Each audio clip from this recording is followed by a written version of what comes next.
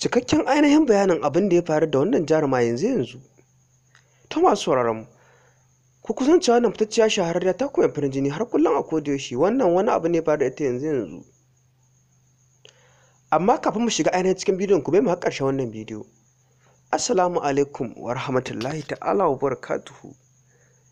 Barkamu da warhaka, barkamu da wannan lokaci, barkamu da kasancewa tare da ku a cikin sababbin labaran Kannywood.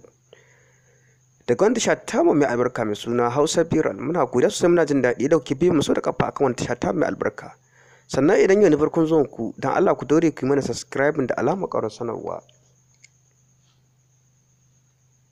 Ta haka ne kaɗai za ka iya samun sababbin shirye-shiryen da zarar mun ɗora. Muna godiya sosai masoya, muna jin daɗi. Ta masu sauraron mu, wannan sai ya zamo izina ga masu yin ma'ana bleaching ne janyo mu wannan fitacciya shahararriya jaruma ainihin lalacewar fuskarta.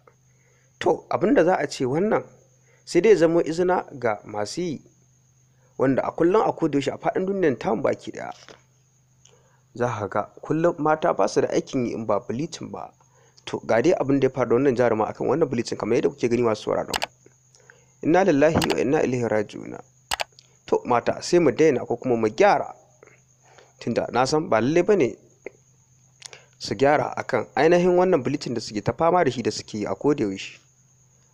To masu sauraron mu dai abin da za mu sai dai mu ce kuma Allah ya kiyaye, kuma Allah ya kyauta, Allah ya kiyaye, Allah ya kiyaye gaba.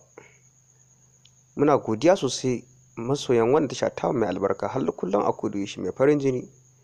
Mu haɗu a lokaci na gaba domin ci gaban ainihin wani sabon shirin.